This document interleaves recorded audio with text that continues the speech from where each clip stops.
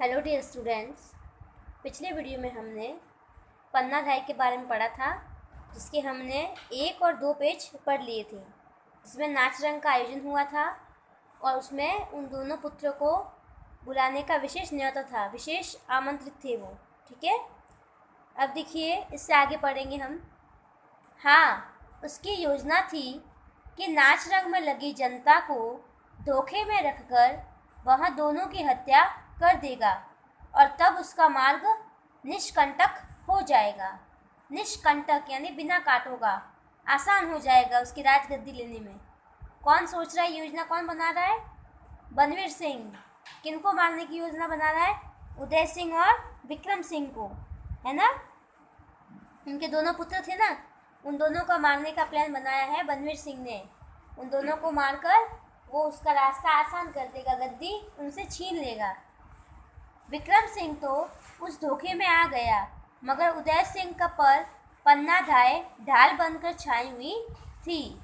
विक्रम सिंह तो धोखे में आ गया, लेकिन जो उदय सिंह था वो किसकी छाया में था? पन्नाधाय की छाया में। पन्नाधाय उसका ध्यान रख रही थी, इसलिए वहाँ उसे धोखे में नहीं फंस सका, वहाँ उसे उस धोखे में नहीं फंसा सका।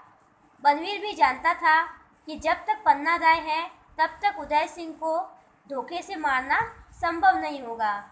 ये देखिए, बनवीर सिंह ये जानता था कि मैंने विक्रम सिंह को तो मार दिया, लेकिन उदय सिंह को मारना बहुत मुश्किल है, क्योंकि उनके साथ कौन है? पन्नाधाय, धाय माए, है ना?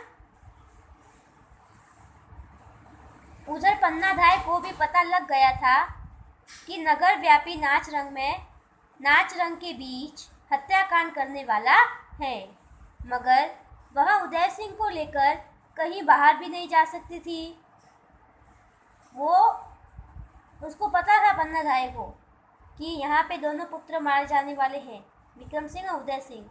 एक तो मर गया था, दूसरा उदय सिंह, उसको भी मारने का खतरा था, वो उसको पता था। लेकिन वो क्या करती? वो बाहर भी नहीं जा सकती थी, पहरेदार लगे हुए थे, है ना? क्यों जीजी? खूबीलाल ने पूछा वापस अपनी जीजी से। कहानी सुना रही है ना उसकी जीजी। बनवीर के आदमी सब और चौकसी पर थे और बाहर निकलना निरापद नहीं था।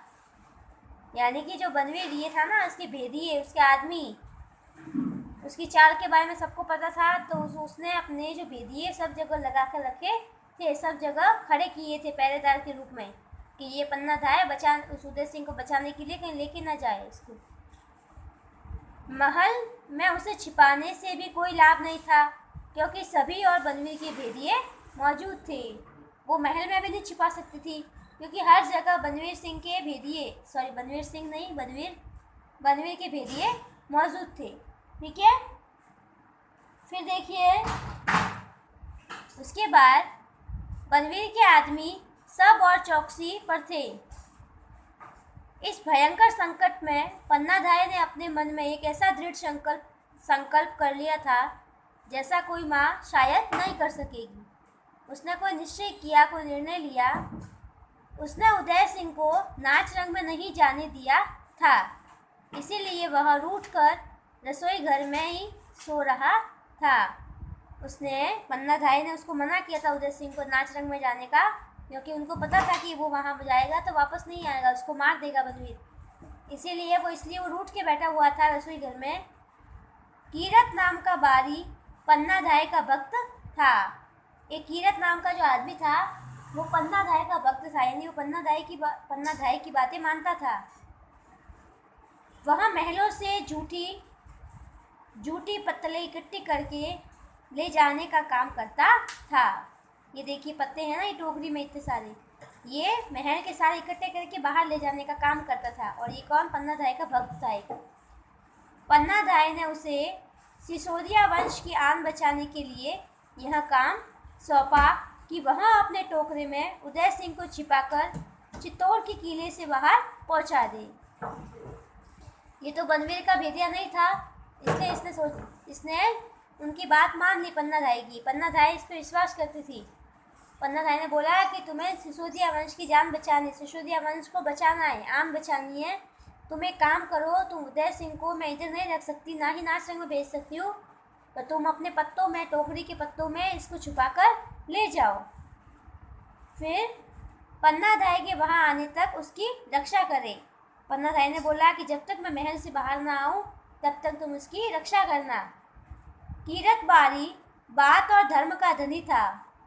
उधर कीरत गया, इधर पन्नाधाय का एकमात्र बेटा चंदन तमाशा देखकर लौटा। कीरत गया उदय सिंह को लेके, और उनका बच्चा जो गया था नाच रंग देखने वो लौटा था, पन्नाधाय का खुद का बच्चा। वह माँ से राजकुमार उदय सिंह के बारे में पूछता रहा, क्योंकि वे दोनों प्राय साथ साथ ही खाना खाते थे। वो आने के बाद, उनका बेटा आने के बाद किसके बारे में पूछ रहा था? उदय सिंह के बारे में बार बार। पर माँ ने हाँ हूँ करते हुए उसे उदय सिंह के शयन कक्ष में ही लाकर खाना खिलाया। जैसे जैसे माँ ने बात टाली और उसको खाना खिलाया, प्यार किया, और फिर उदय सिंह के पलंग पर ही उसे बिठाकर किसी गहरी चिंता की छाया में डूबे डूबे कई अच्छी अच्छी कहानियाँ सुनाई। उन्होंने क्या किया? उस उदय सिंह की जगह पे किसको सुला दिया? अपने बच्चे को सुलाया और कहानी सुनाती रही। माँ उसे माँ की ममता की छाती पर पत्थर रखकर वहाँ सब कुछ कह रही थी जो दुनिया की कोई माँ कभी नहीं कर सकती थी। वो सब कुछ कर रही थी उदय सिंह को बचाने के लिए। उसने अपना बेटा उसकी सीट पे, उसकी जगह पे सुला दिया। राज्य की रक्षा पर, राजवंश की रक्षा पर, चित्तौड़गढ़ के गौरव की रक्षा पर, सत्य और निष्ठा की रक्षा पर आज माँ की ममता की कठोर परीक्षा थी। उनको राज्य की, चित्तौड़गढ़ की आन बचानी थी, रक्षा वचन निभाना था, इसीलिए उन्होंने अपना बच्चा उनकी जगह पे सुला दिया। फिर देखिए, अबोध चंदन माँ के दुलार की छाया में शीघ्र ही निद्रा मग्न हो गया। निद्रा मग्न यानी मर गया, सो गया। ऐसी नींद सो गया कि उस नींद का सवेरा आज तक नहीं हुआ। फिर क्या हुआ? बनवीर ने उसको उदय सिंह समझकर मार दिया, क्योंकि उसकी सीट पे ही सोया था और देख लिया ढका हुआ है तो पता भी नहीं चला कौन है, चेहरा नहीं देखा, तो उन्होंने तलवार से उसकी हत्या कर दी। उसके बाद इससे आगे हम कल पढ़ेंगे, ठीक है? पाठ बड़ा है तो इसलिए। अब देखिए, आज आपको होमवर्क में क्या करना है। आज का आपका होमवर्क है, ये जो प्रश्न पूछे गए हैं इनके उत्तर आपको ढूंढने हैं और इनका उच्चारण करना, यही आपका होमवर्क है। लिखने का नहीं है, केवल ढूंढना है और याद करना है, ठीक है? अच्छे से देख लीजिए। इनका तो उच्चारण करना आता है, मर्दानी, अंतराक्षरी, इस तरह से। और इनके प्रश्न दिए हैं, उत्तर ढूंढने हैं, तो केवल ढूंढ के सामने लिखने हैं और ये पढ़ना है। हो जाएगा आपसे? क्लियर करना है आपको, ठीक है? धन्यवाद।